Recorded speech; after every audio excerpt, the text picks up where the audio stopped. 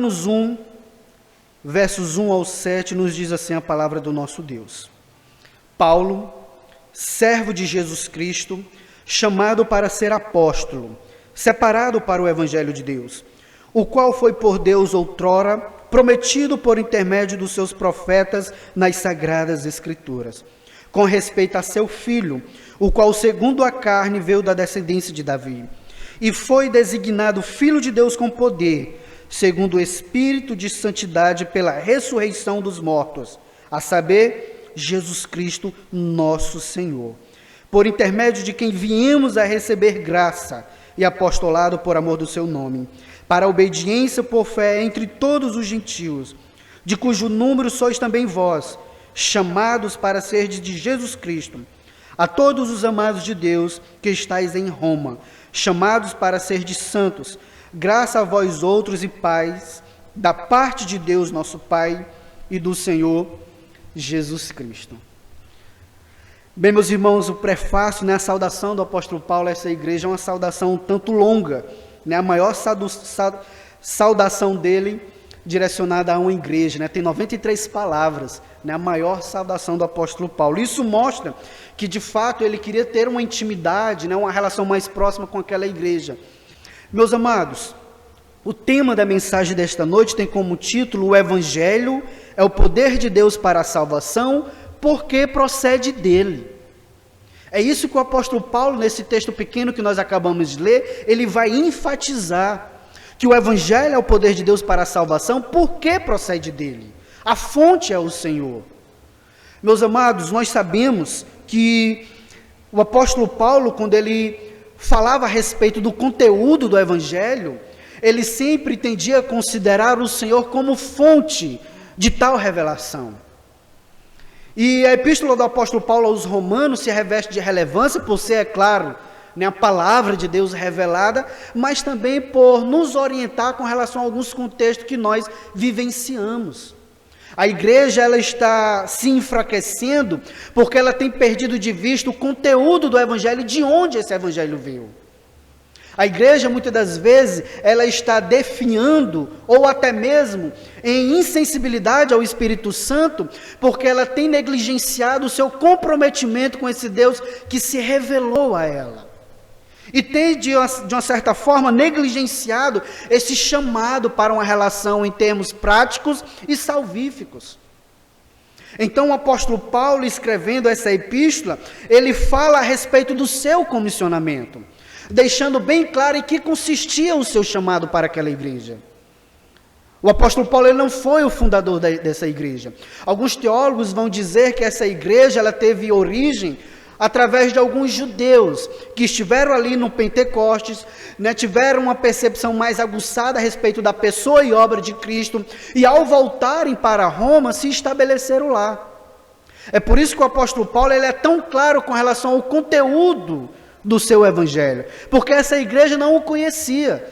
E um dos propósitos do apóstolo Paulo, ao escrever essa epístola, era angariar recursos financeiros para ir à Espanha evangelizar. E ele esperava certamente dessa igreja apoio, auxílio e ajuda financeira para que ele, depois de passar algum período entre eles, pudesse ir à Espanha pregar o evangelho do Senhor Jesus Cristo. Com relação aos propósitos do apóstolo Paulo, nós veremos isso mais à frente. Mas Paulo, mesmo não tendo um conhecimento direto com essa igreja, ele fala do seu comissionamento, ele fala do conteúdo do evangelho e ele discorre sobre a relação de Deus com essa igreja. E isso, meus irmãos, é algo essencial para que nós venhamos compreender qual o propósito do apóstolo Paulo ao escrever essa epístola. E qual era o compromisso dele com relação ao seu comissionamento. Porque nós sabemos, e você já deve ter ouvido isso bastante, que o Evangelho é o poder de Deus para a salvação. Mas muitas das vezes nós nos esquecemos que esse Evangelho que procede de Deus, evoca sobre nós um envolvimento que implica em abnegação, renúncia e luta contra o pecado e contra o mundo, e contra nós mesmos.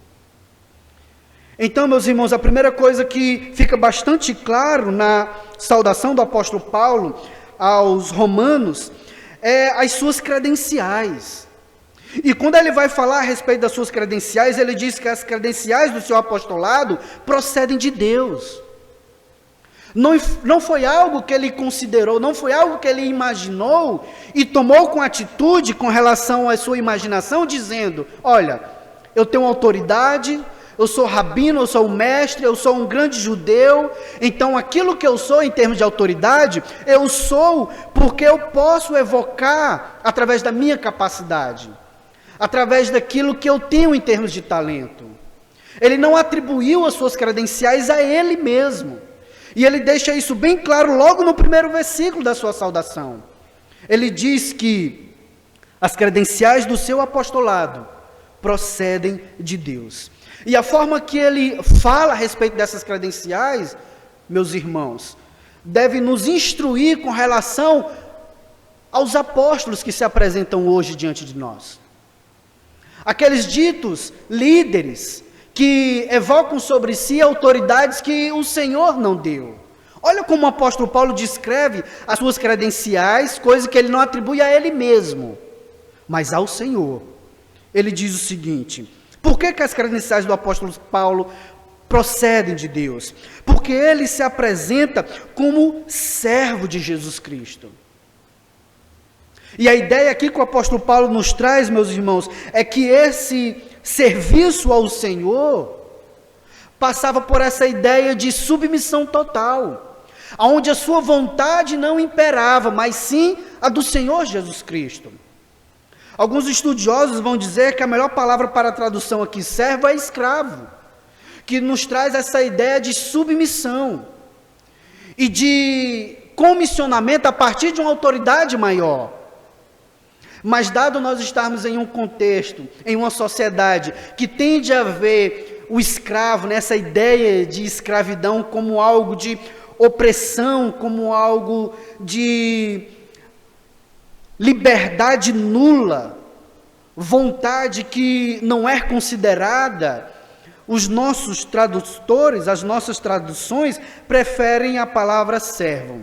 Entretanto, isso não prejudica em nada o argumento do apóstolo Paulo, porque ele está dizendo que como servo do Senhor Jesus Cristo, ele tem uma vontade que está sobre a dele.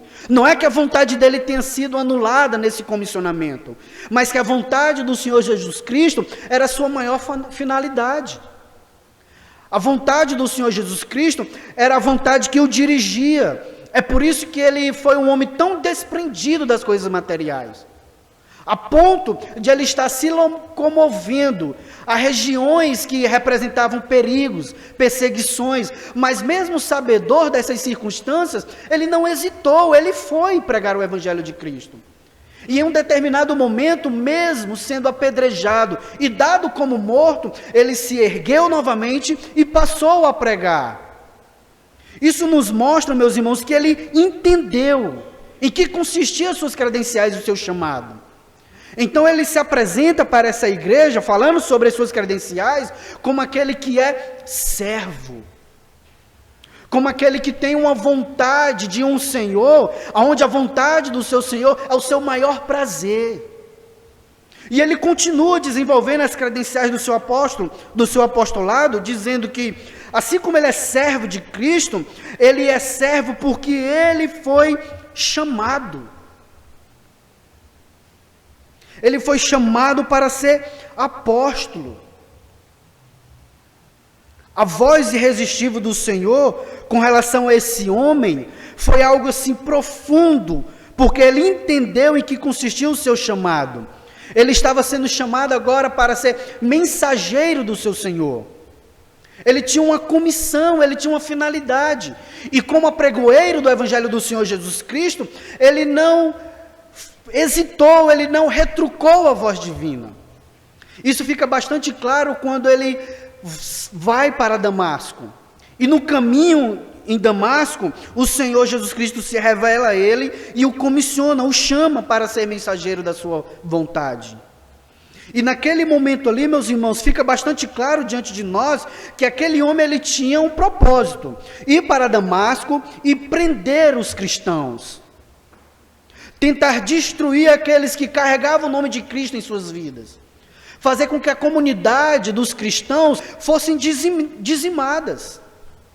Mas ele atendeu esse chamado. Então o fato de ele ser servo de Cristo se deu porque ele foi chamado pelo Senhor Jesus Cristo para ser apóstolo. Paulo, servo de Jesus Cristo, chamado para ser apóstolo e separado para o Evangelho de Deus. Então as suas credenciais se evidenciam porque ele ainda, se colocando diante da igreja como servo, chamado para ser apóstolo, ele ainda se apresenta como um homem que foi separado para o Evangelho do Senhor. É por isso que mais na frente ele vai dizer que desde o ventre materno ele foi separado pelo Senhor. E por mais que em um determinado momento da sua vida ele tenha corrido contra o cristianismo e tentado com todas as suas forças dizimar os cristãos, consentindo até mesmo na morte de um homem piedoso, conhecedor das Escrituras Sagradas, Estevão, mesmo tendo uma boa parte da sua vida evidenciando ódio, rejeição aos cristãos, quando o Senhor o chamou para ser servo e o separou para a promoção do Evangelho, esse homem foi completamente transformado. Não somente para ser um mensageiro de determinadas boas novas, mas o Senhor o chamou para ser apóstolo, como ele coloca aqui diante de nós. Ou seja, o Senhor o capacitou de autoridade revelacional. Ele foi um instrumento de Deus para falar a respeito da vontade de Deus, vontade esta que a igreja deve obedecer, não porque simplesmente ele era uma autoridade no meio da igreja, mas porque ele recebeu uma autoridade do Senhor. A sua autoridade foi derivada, delegada, ele recebeu uma outorgação divina no sentido de que agora ele era um homem inspirado para conduzir a igreja nessas verdades, e a igreja aos romanos devia entender isso.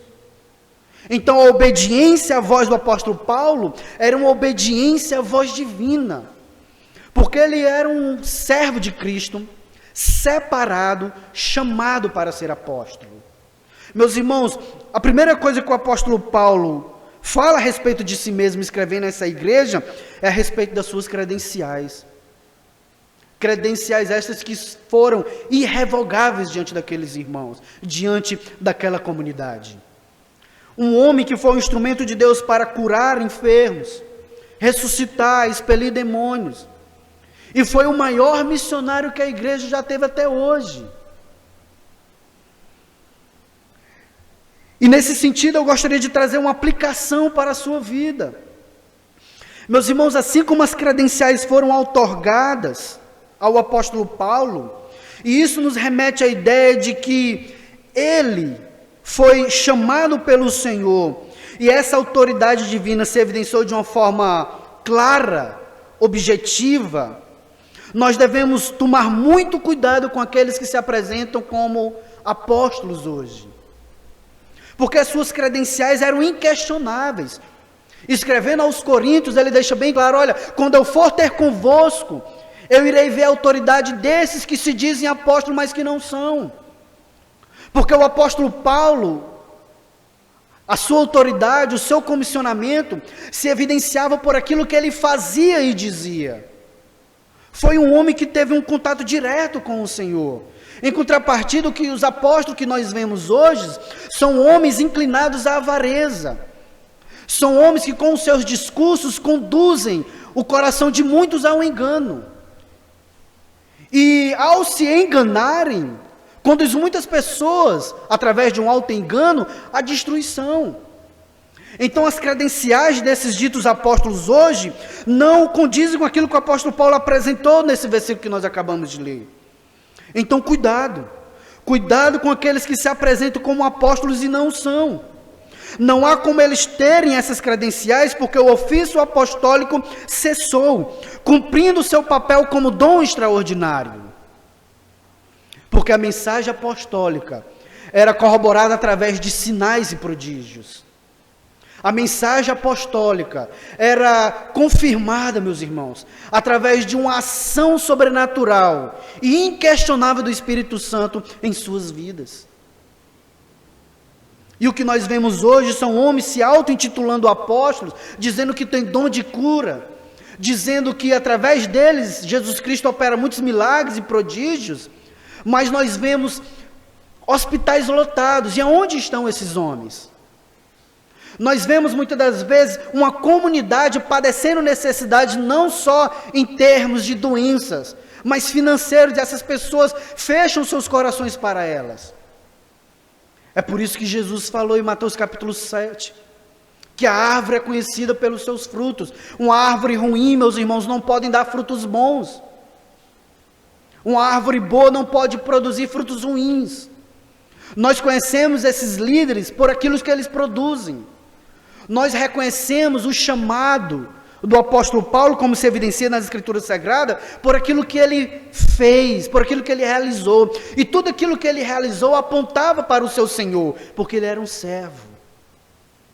É por isso que em uma determinada ocasião, quando algumas pessoas quiseram sacrificar diante dele, ele disse: olha, não façam isso, porque aquilo que ele estava realizando não era pelo seu próprio poder, mas pelo poder do Senhor Jesus Cristo nele. Então, meus irmãos, nós devemos tomar muito cuidado, porque nós estamos cercados por falsos líderes, nós estamos cercados por falsos profetas, nós estamos cercados por falsos pastores, e nós devemos entender que esses homens que muitas das vezes evocam sobre si uma autoridade que não possuem, eles têm uma única finalidade: enganar, destruir, dividir e diluir o evangelho do Senhor Jesus Cristo. É por isso que o apóstolo Paulo, ele diz: olha, assim como as suas credenciais, podemos entender assim como as suas credenciais foram outorgadas, o conteúdo do evangelho não poderia ser diferente. Olha o que ele diz dos versos 2 ao 5, ao falar que o evangelho procede de Deus, o qual foi por Deus outrora prometido por intermédio dos seus profetas, nas Sagradas Escrituras, com respeito a seu filho, o qual segundo a carne veio da descendência de Davi, e foi designado Filho de Deus com poder, segundo o Espírito de santidade pela ressurreição dos mortos, a saber, Jesus Cristo nosso Senhor, por intermédio de quem viemos a receber graça e apostolado, por amor do seu nome, para a obediência por fé entre todos os gentios. Então, assim como ele coloca as suas credenciais, considerando a fonte das credenciais apostólicas como divina, ele coloca o conteúdo diante das pessoas, ele coloca o conteúdo do evangelho diante dessa igreja, dizendo: olha do que se trata o evangelho.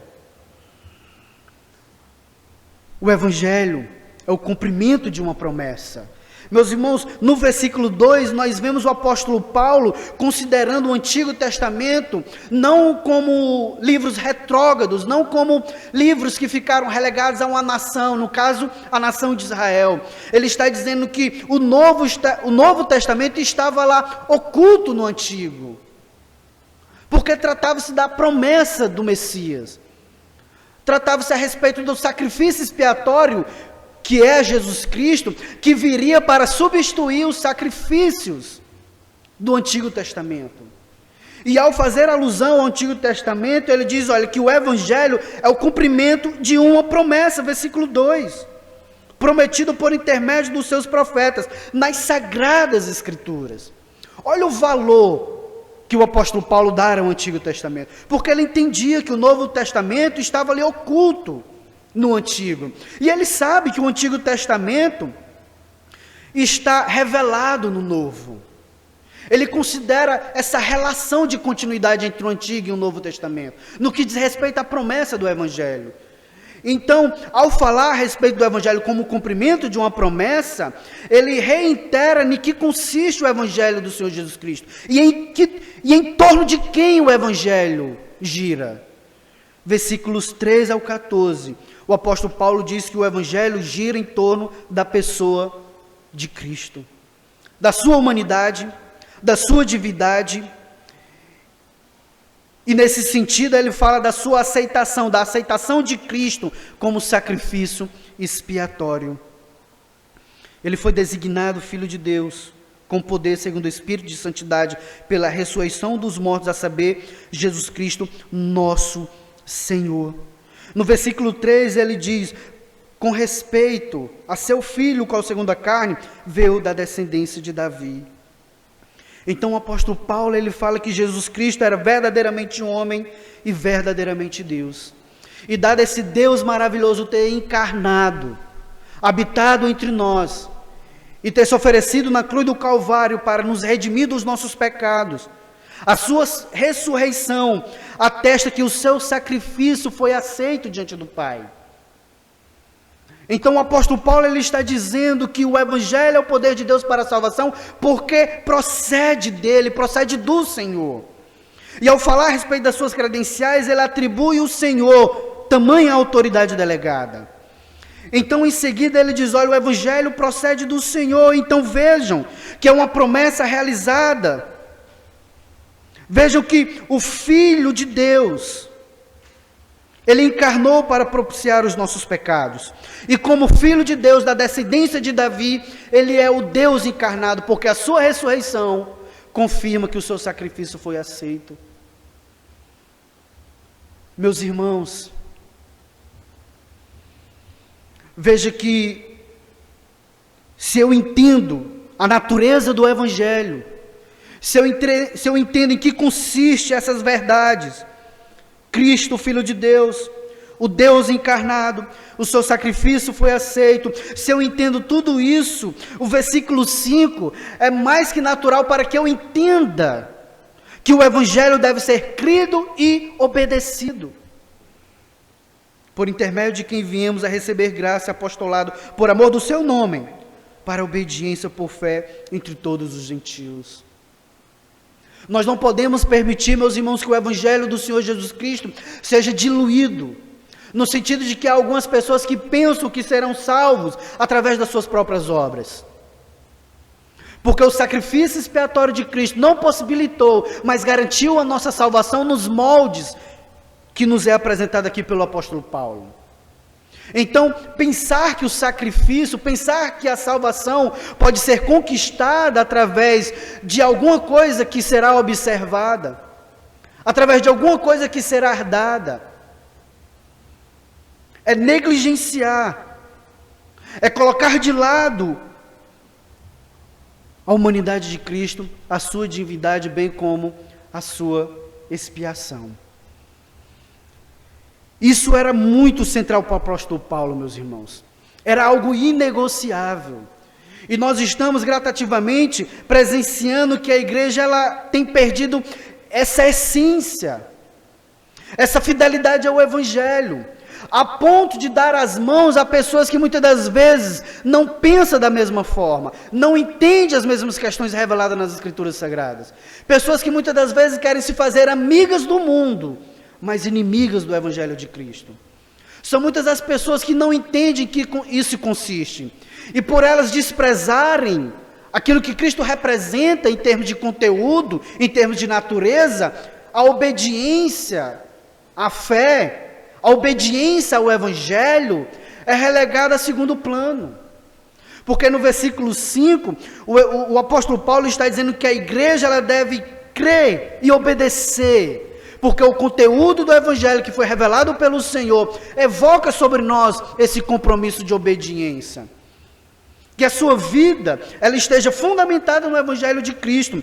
Por isso, creia e obedeça, pois você não pode possuir fé genuína sem obediência. Pois fé e obediência, meus irmãos, caminham juntos. Então, se o Evangelho do Senhor é negociável para você, a sua fé será distorcida. Se o Evangelho do Senhor Jesus Cristo pode ser negociado, seja através de compartilhação de falsos ensinos, ou através de ações que são contrárias à palavra revelada, se o Evangelho em algum sentido para você é negociável, seja em termos doutrinários ou práticos, há algo de errado em sua vida. Porque o apóstolo Paulo, discorrendo sobre o conteúdo do Evangelho dos versos 2 ao 4, ele diz que no versículo 5, a finalidade do Evangelho é nos conduzir a uma obediência por fé. Pois ao falar que essa obediência foi revelada entre os gentios para a fé, ele diz que, olha, nós devemos crer e obedecer. Porque o Evangelho, meus irmãos, fala de transformação, fala de salvação, fala de libertação, fala de novo nascimento, mas o Evangelho também fala de obediência. Então o apóstolo Paulo, ao falar a respeito do Evangelho que procede de Deus, não seria diferente considerar que o chamado da igreja também procede de Deus. Olha o que ele diz nos versos 6 e 7. De cujo número sois também vós, chamado para ser de Jesus Cristo. A todos os amados de Deus que estáis em Roma, chamados para ser de santos, graça a vós outros e paz da parte de Deus, nosso Pai, e do Senhor Jesus Cristo.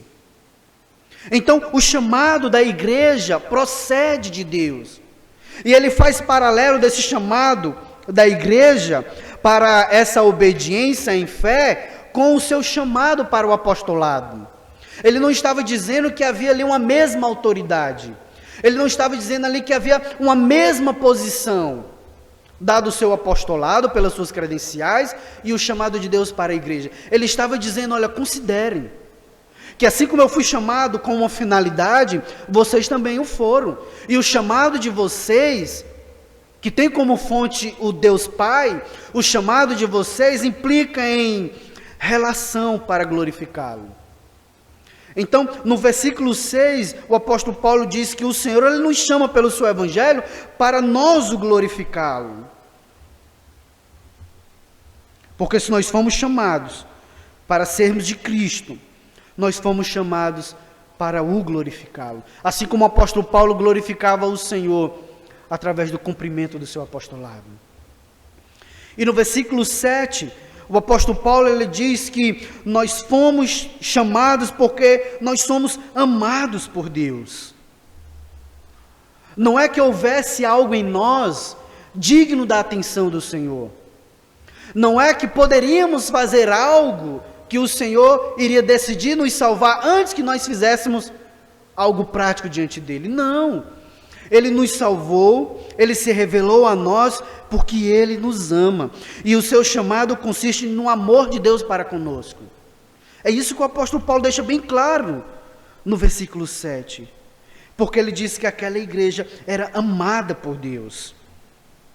E ele diz também, assim como ele fala no versículo 5, no versículo 7, ele diz que nós somos chamados, somos santos, porque fomos chamados. Então, meus queridos, veja que a santidade, a obediência, a fé estão ligadas intrinsecamente ao conteúdo do Evangelho, porque a efetividade do Evangelho em termos de transformação e salvação se evidencia através de prática, a obediência. Somos santos, porque fomos chamados.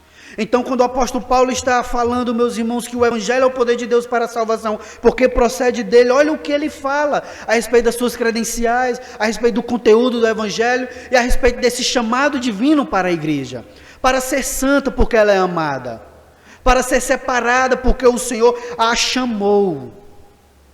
E como finalidade revelada a ela tem esse propósito, glorificá-lo à medida que ela obedece o Senhor. Então, meus irmãos, todos os dias, eu e você, nós somos chamados pelo Senhor para uma vida de obediência, envolvimento, entrega. Veja, meus irmãos, que aquilo que o apóstolo Paulo está considerando aqui diante de nós, nos traz essa ideia de que a nossa prioridade é a glória do nosso Deus. E nós o glorificamos à medida que nós nos separamos para Ele, sendo santos, piedosos. Mas o que é que a igreja hoje tem feito? Tem priorizado a sua vida, tem priorizado os seus interesses, tem priorizado os seus projetos, tem priorizado os seus familiares, e tem colocado em um pedestal tudo diante de si, menos o Senhor. Tem enaltecido todos os seus sonhos, menos o Senhor. A ponto de muitas das vezes estar flertando não somente com falsas doutrinas, mas com o pecado, na justificativa de fazer com que o Senhor, que prescuta os corações, entenda e aceite as suas transgressões.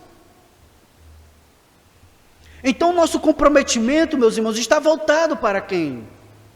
A nossa vida de fé e obediência está voltada para quem?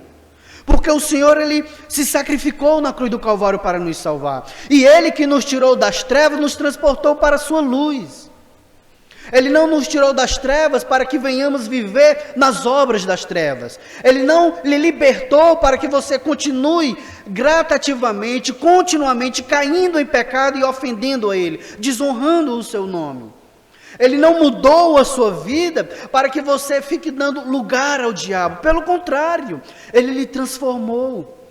Ele mudou o seu coração e todas as suas inclinações.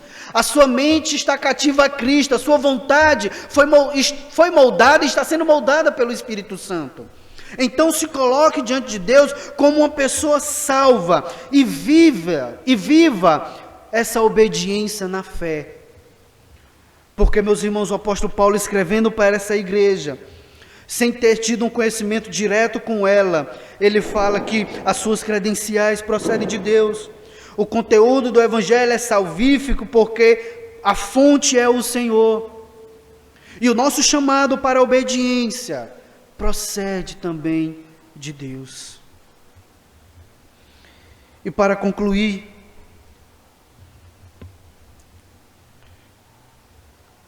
assim como o sol ilumina o esgoto, sem ser afetado pela sua poluição, assim a luz do evangelho raiou sobre nós. Só que esse evangelho, ao raiar sobre nós, não permitiu que nós viéssemos estar naquele estado de degradação, de podridão. O evangelho nos purificou, porque nós somos salvos em Cristo Jesus. Éramos imundos, indignos da salvação, mas Cristo, pela sua misericórdia, chamou homens como seus instrumentos, no caso o apóstolo Paulo e outros, e pelo seu Espírito os capacitou a fim de compor e registrar a sua vontade soberana. Então fazer qualquer divisão entre o Antigo e o Novo Testamento, desprezando o Antigo, desprezar o apóstolo Paulo como apóstolo de Cristo, naquela ideia de que não, eu só ouço Jesus Cristo, não a igreja, não aquilo que partiu posterior a Cristo. Fazer isso, meus irmãos, é destruir com a beleza, harmonia, conteúdo e unidade dessa promessa que está lá desde Gênesis capítulo 3, versículo 15. Porque o Senhor capacitou homens, elevou todas as suas aptidões para que pudessem registrar a vontade soberana de Deus para mim e para você. Homens comissionados para levar o seu evangelho com eficácia. É por isso que o apóstolo Paulo pôde dizer: vós sois a minha carta. É por isso que o apóstolo Paulo pôde dizer que aquilo que o Senhor revelava, aquilo que o Senhor mostrou para a igreja através dele, se evidenciava através de transformações, libertações e pessoas sendo salvas dos seus pecados. Portanto, assim como a instrumentalidade sobrenatural era eficaz por causa de onde procedia do Senhor, o evangelho que procede de Deus salva e transforma as mais variadas vidas miseráveis com efetividade, porque é de origem divina. Então a nossa confiança no poder do evangelho, ela não pode ser abalada, porque o Senhor, Ele pode transformar os mais vios pecadores. Por isso o apóstolo Paulo, ele encerra sua saudação fazendo menção à soma total de todas as bênçãos de Deus sobre seu povo. Graça a vós outros e paz da parte de Deus nosso Pai e do Senhor Jesus Cristo. Graça foi a atitude amorosa de Deus demonstrada a pecadores indignos de salvação. E a paz é a condição de reconciliados com Deus.